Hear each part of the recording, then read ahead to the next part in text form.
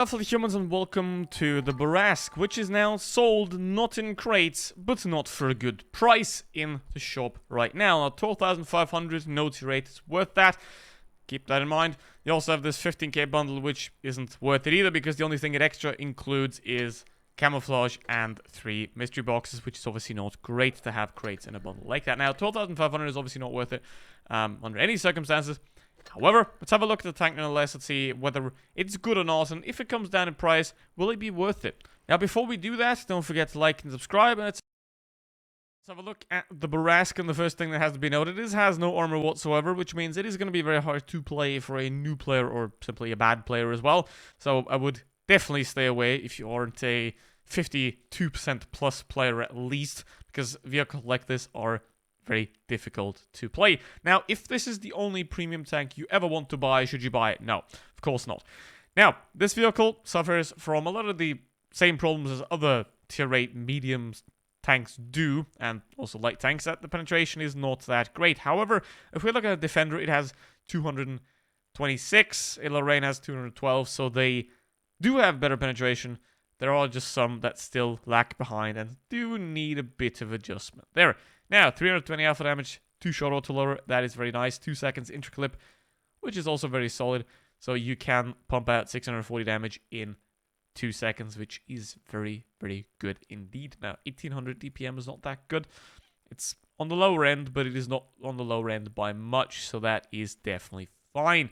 Now, here where we get into it even worse. It has one of the worst aim time among any of the tier 8s here, in this comparison at least, and the worst dispersion as well. However, the movement dispersion is better, so it does somewhat balance itself out.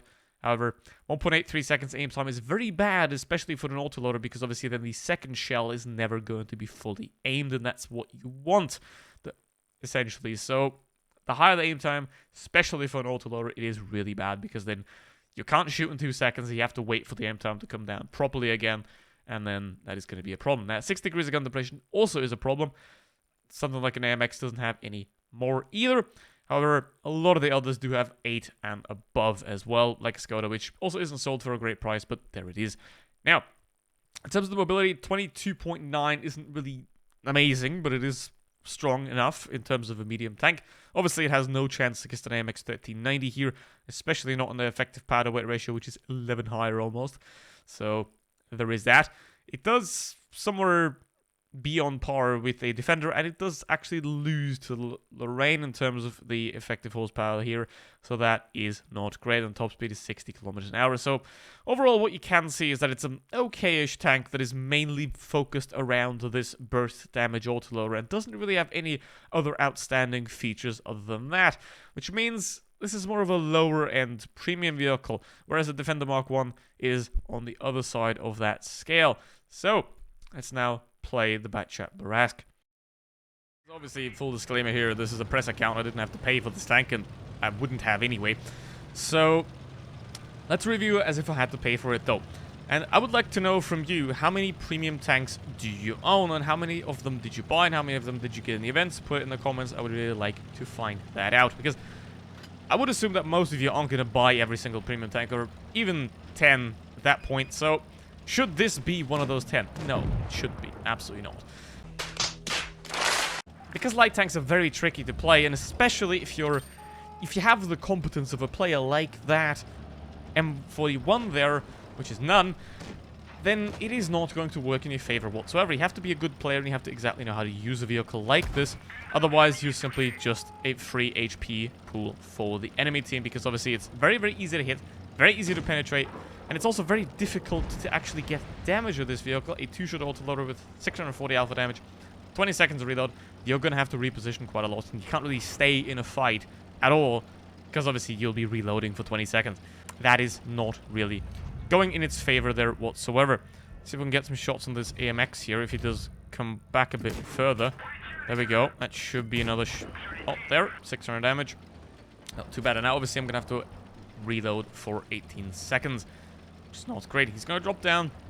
And now again, the way you have to play this vehicle is you can't be in the fight. You have to let the others fight and then play off that essentially from the side to get some damage. Because otherwise, if you're in the fight, easily get taken out. You have no hit points. Well, you have no armor. And you have no way to defend yourself in a long-term scenario as well, because obviously you have the autoloader that reloads for quite a long time. So, T-49. Let's have a go at him. There we go. He's now a clippable vehicle. That is good.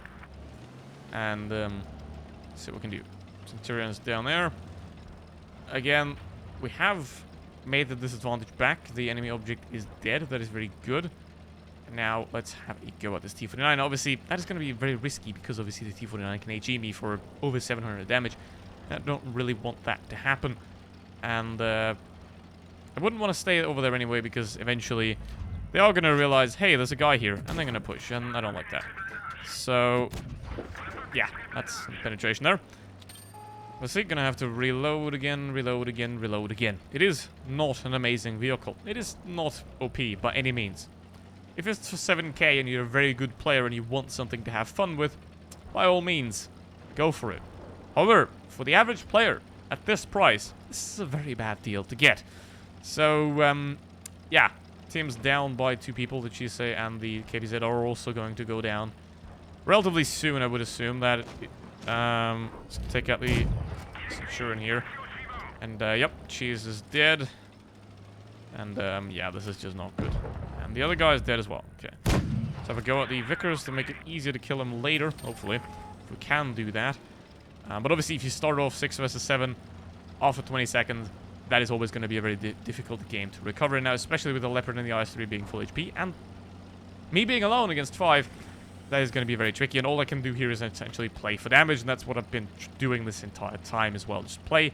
If you have a team like this that you know they're not going to win, just play for damage. That's the best option you have at that point, to get the best result for yourself, rather than trying to win a game that can't be won. So, MX, let's have a go at him, and the Vickers as well, ideally. Nope, that did not pen. Thank you for the tip, really does help.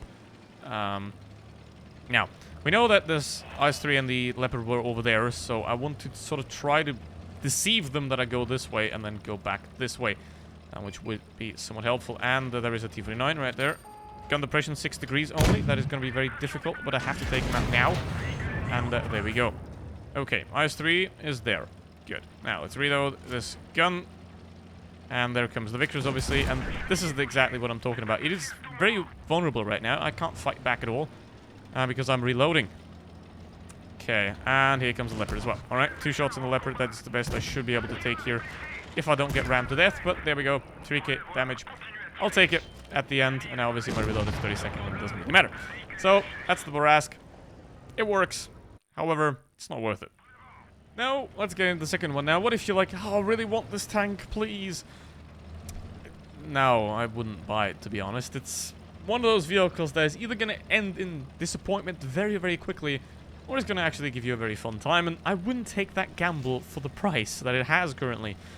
And, unfortunately, I don't have a competent team here. That is very sad, but that's how it goes these days. Obviously, city players are very common, and that is sad. Now, the enemy team is clearly set up better at this point, which is... it's just how it is. If you go city in this game, you're not a good player. It's that simple. If you do go city, you perform worse. That's it. That's the whole story. Now, unfortunately, I can't stay in the good position. I'm going to have to go to this hellhole that is the city on Black Goldville, which is not only bad, it's also lower, which is double worse. So, let's see if I can push back there and do something about this and get some form of map control here. And because otherwise what's going to happen is they're going to push around and shoot them in the back and they're dead. And even now, they're simply going to just absolutely fire at them. Okay, let's go down here. In a game where you have no team, this is not a great tank to have, because obviously you do rely on being able to use space that you can allow yourself to have, basically, because if you're boxed in and you have very close range combat, this thing is not going to work at all. So ST1 should be 2 shots here, something like that, and this is essentially how this tank works. You have to move around, you have to look for damage opportunities.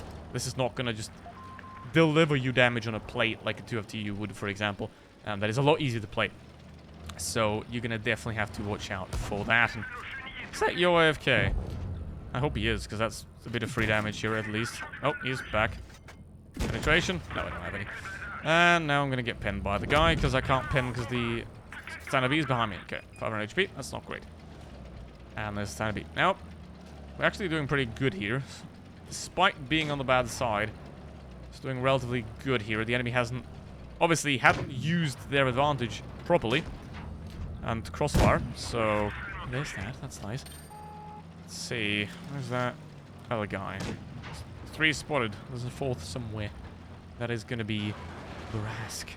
He's doing the same as me, probably just hiding in a corner somewhere, hoping that he's getting damage from some obscure angles like this one. Like that. 2.5k. It's doing fine already at this point. And now I'm going to try to get out of the SU's range of influence. And there is the Bourrasque right there. He can collect me, so I don't want to really jump into him, essentially. I don't want to jump into the SU as well. I mean, I could, but should I? I don't know. I don't really care. Whatever. Let's go. Like, now the Bourrasque can still clip me just with 1 shot instead of 2, but it doesn't really matter. So, let's go. They should be pretty dead now. And all I have to do again is not be the one that gets shot at. That's the whole premise of this vehicle. Do damage while not being shot at. That's pretty difficult to do. And so I would recommend this thing only to good players if it were at a better price than it is now. So, am I gonna die? Yeah, probably. Nope, I'm actually not. Let's have a reload. Let's do both shots again.